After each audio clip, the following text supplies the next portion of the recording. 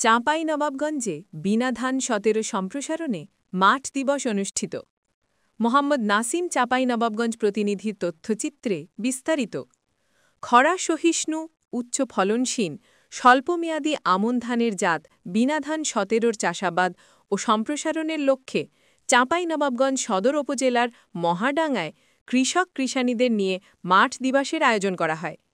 সোমবার বেলা 11:30টায় বাংলাদেশ পরমাণু কৃষি গবেষণা ইনস্টিটিউট বিনা উপকেন্দ্র চাঁপাইনবাবগঞ্জের আয়োজনে ও চাঁপাইনবাবগঞ্জ সদর উপজেলা কৃষি অফিসের সহযোগিতায় মাঠ দিবসের অনুষ্ঠানে ভার্চুয়ালি প্রধান অতিথির বক্তব্য রাখেন বিনা ময়মনসিংহের পরিচালক গবেষণা ড মোহাম্মদ হোসেন আলী এবং বিশেষ অতিথির বক্তব্য রাখেন মুখ্য বৈজ্ঞানিক কর্মকর্তা গবেষণা সমন্বয়ক ড শামসুন নাহার।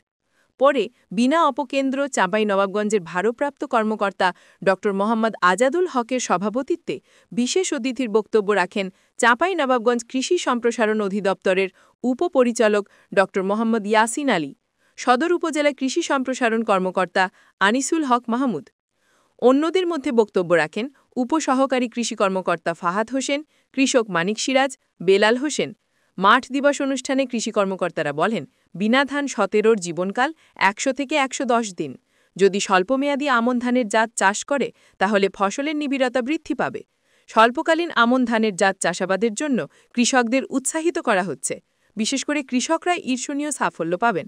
ফারজানা রশিদ ঢালি, নিউজ ডেস্ক, হৃদয়ের কসবা টিভি। কসবা টিভির সাথে থাকুন, কেটিভিকে লাইক, শেয়ার, কমেন্ট করুন।